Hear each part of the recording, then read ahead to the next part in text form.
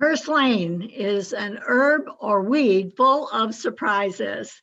Common purslane, Portulaca oleaceae, is a highly variable weedy plant in the purslane family, which is considered Portulacaceae, with a wide distribution.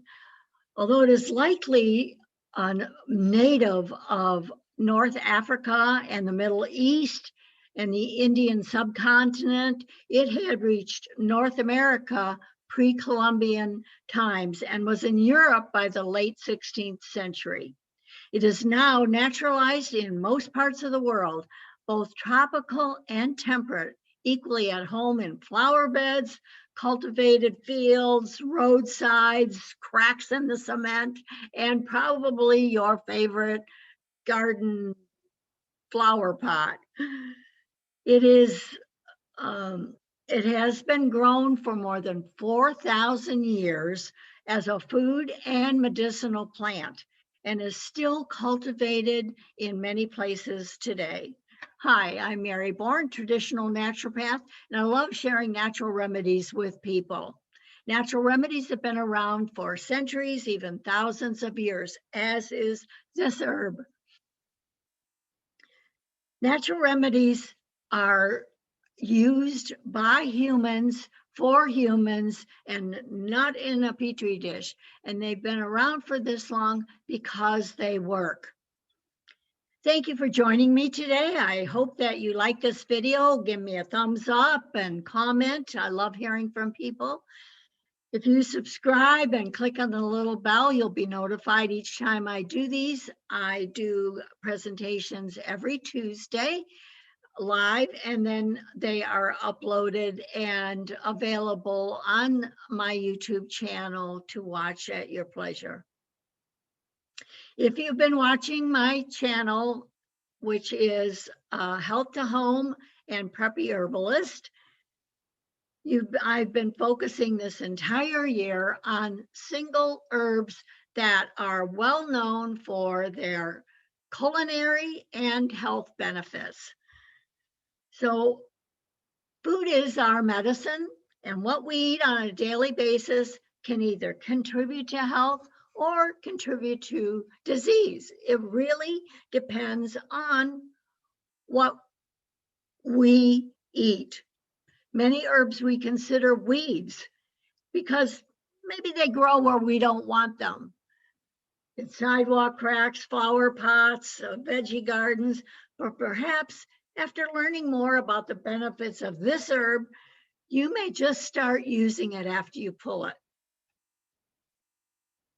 All right, get this going. So to look at the herb, you can see that the leaves come out at alternate patterns off of the stem. The stem is kind of reddish. It's really, there are very, very few other herbs that look like this beautiful succulent herb. It needs heat, so it generally comes out in mid-July. You start seeing it through August and September. They are clustered on the stem. Let me find my, there we go. So you see them.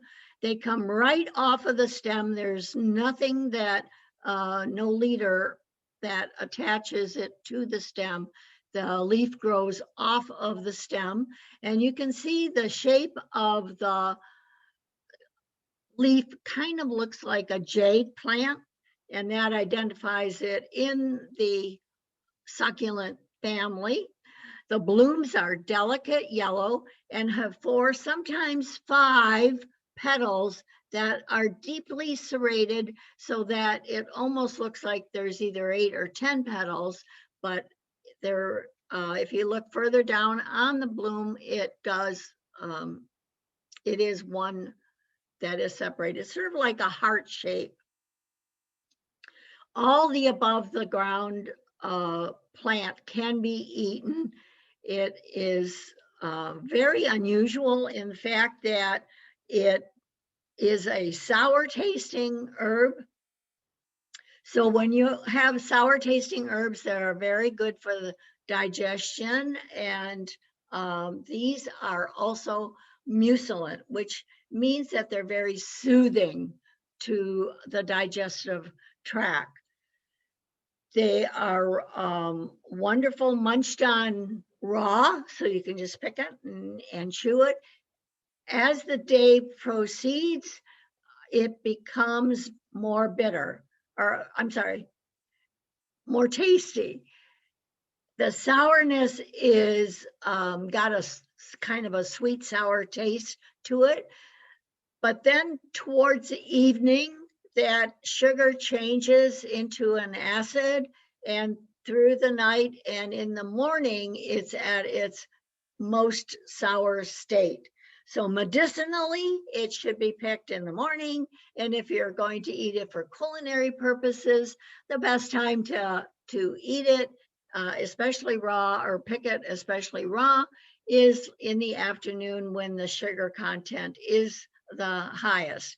Now, the interesting thing is that when it is cooked, it actually can thicken the soups, and it becomes this mucilaginous gel-like part of it comes out, and it can be a wonderful addition to thickening a soup or stew. So you've been led to believe that you should stop symptoms like fever, malaise, and clues that your body is telling you it needs help. Unfortunately, during this whole season of COVID, we have been instructed in the worst way about our health. We have been instructed by the media, who knows nothing about health. They are told what they can say and how they should say it. And those that know better are not allowed to say anything. They're censored or told you cannot say that. So in Chinese medicine, Purslane is considered a cooling medicinal herb used traditionally in the treatment of conditions where, excuse me,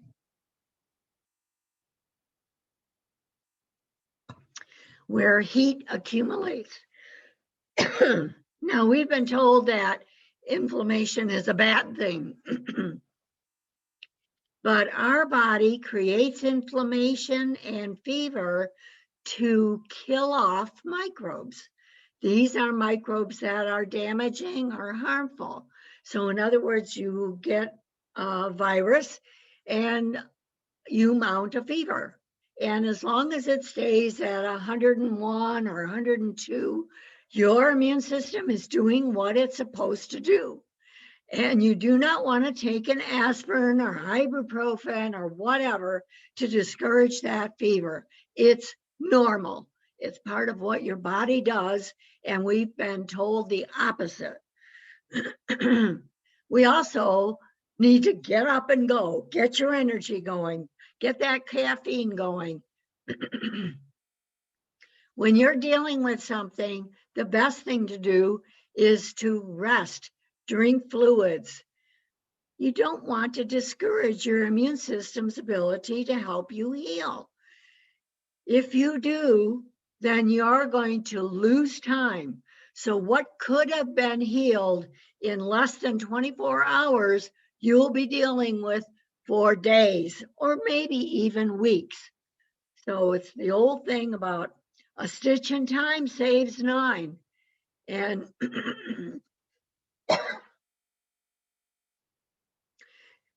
if you do this knocking out of the immune system, you also make the virus more virile.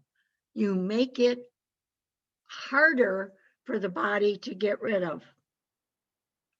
We need to pay attention to what our body says. So how can you use this information? Well, sometimes the weeds around you are telling you you need this. Like dandelion, one of the best things is that dandelion, especially the root, is good for the gut. it has what's called inulin, which is food for the good microbes. Purslane is the only vegetable I know that has a lot of linolenic acid, which is an omega oil.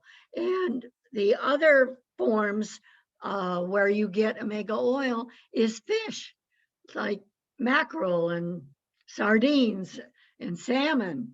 And those are things that are quite expensive. Here you've got something growing in your own yard that is free, God given, and you throw it away or kill it with some kind of a pesticide or herbicide, which is killing you. The herbicides contain glyphosate, and that actually disrupts the stomach and the ability to digest. It also affects the lungs and the heart. So using these weed killers is killing you. If you have lots of clover, perhaps you need to do a liver cleanse. Clover really does help support the liver, especially red clover. You can see fields of it, all free for the picking. These best vegetables are there to support us, even though we know them as herbs or sometimes call them weeds. So check out all the videos about weeds and how they can benefit your health on my channel. There are a plethora of things that you can learn about how to use these herbs, how to make tinctures and potions, how to make poultices, how to help your body become healthier.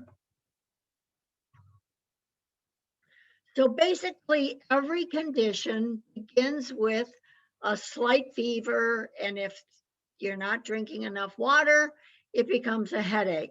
So these are signals that your body is trying to deal with something and that it's telling you very gently, all right, I need help here.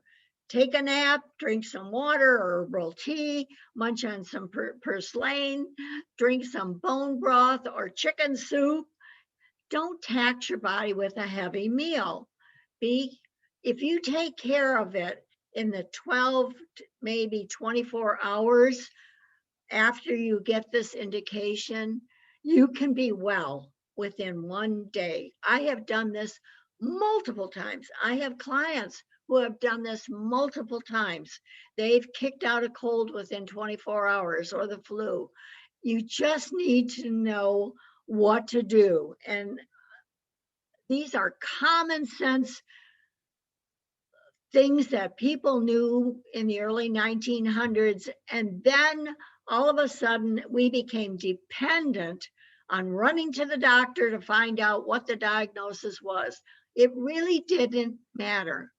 A virus is a virus. Your body handles it the same way. It is intelligent and it knows how to handle a virus. It doesn't matter if the virus is initiated from a lab or if it's initiated in the air. It doesn't matter how that virus comes about.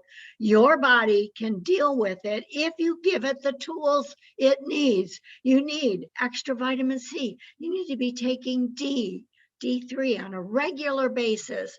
You need to be taking zinc to stop the replication of viruses. And you don't need a lot. Zinc you can take twice a week and have enough in your body that it can stop the replication of viruses. That happens in the head. That's why we have a lot of headachy, icky feeling, sinus congestion. It's because you're low in zinc. So, and bone broth, that should be taken on a daily basis. That helps the gut and it helps your immune system be strong.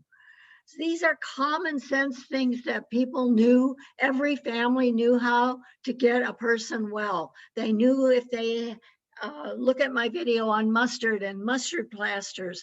Those were done early in the 1900s. They had a farm. They had to take care of animals. They couldn't spend weeks on end being sick. They had to get it done, get it over with. They actually had this knowledge and they treated their animals as well. So we found out during COVID that sometimes doctors and hospitals just weren't available to us. But the shame of it was they told us to go home and do nothing because they lost the clue in this 80-year time between the time that we knew what to do and help to support our immune system. We lost that knowledge because of greed from the pharmaceutical industry and how they put the doctors under their thumb. So you need to take responsibility, learn these techniques. It will benefit you in so many ways. I can't tell you how many times I've been grateful for this knowledge, and helping share it with other people is my mission in life. So food is our medicine, but it can be our killer. Now, maybe you don't have Purslane. Maybe you live in an apartment and you don't garden. And everybody should have this supplement in their medicinal first aid kit. You can support your immune and respiratory system, balance energy, and it actually lifts the spirit. This is a Chinese formulation. And when the Chinese formulate a remedy like this, ancient Chinese remedies learned about all the way the body works, the flowing of energy. And if you click on the link in the description below and you purchase it, you can get a 25% discount coupon on zinc or VSE or any of the things that you choose. If VSE is a recipe of herbs that support the immune system when fighting disease. Along with purslane in this is dandelion. There's a plethora of herbs in this formula, and each has an identifying reason for being there to create this well-rounded, beautiful formula. Now we know purslane has got some omega oils in it. There are vitamins of A, B, C, D, E, and if there were an F and G, actually omega oils is considered vitamin F. So you got your alphabet of vitamins and trace minerals along with glutathione. Now, a lot of people don't know the importance of glutathione. It actually is a very important element in detoxification. So if you're trying to get rid of something and you're low in glutathione, it's going to take you a lot longer to get healthy. There are scientific studies showing the effectiveness of purslane as an antimicrobial and bronchodilatory and muscle relaxant. So what does this mean? Well, your bronchial system uses muscles and it also needs to dilate. And so this formula has been proven to be highly successful in helping with people with conditions like asthma. Now, you don't want to take it while you're having an asthma attack. That's not the point of it. The point of it is prevention. So I'll link to a study that was done on not VSC, purslane, and the effects it had on asthma. It was pretty eye-opening. But it is also in clinical studies has been effective as effective as sulfa drugs. Now, many people are allergic to sulfa drugs, my husband being one, and can go into an anaphylactic shock if he's exposed to it. So having something like Purslane on hand is really beneficial when he's having trouble breathing. But also, it's been effective in infections of the colon caused by Shigella bacteria. Now, this is an extremely contagious and life-threatening bacteria. Also, Salmonella typhi. Now, this is the one that causes typhoid fever. So equally life-threatening. So this is something that people should have on hand, that if you are having a lot of diarrhea and you can't control it, the first thing I do is charcoal. Charcoal helps to adsorb toxins, not like a sponge absorb, but like a magnet adsorb. So it pulls the toxins out of the bowel to stop the immune system creating diarrhea. So another thing that's in my first aid kit always is charcoal. So I use charcoal, and VSC are both part of my first aid kit. Now, Purslane was used for centuries as a support for the respiratory system due to its ability to open the bronchioles. And I'll link to that study that was done on the extract of Purslane. And I'll also link to the discount that you can get for if you want the VSC. But if you have specific questions about health, email me at drmary@bornforhealth.com. Like, comment, share, subscribe. I appreciate your attention to this and perhaps sharing it with other people to benefit. And I hope that you found this presentation valuable and that you continue getting excited about the herbs and joy all around you, and make this the best day you can possibly have, and be careful to choose your food wisely so it either contributes to health, which we want, or disease if it's something that does that. So thank you again for viewing. Until next time, this is Dr. Mary for the health of it.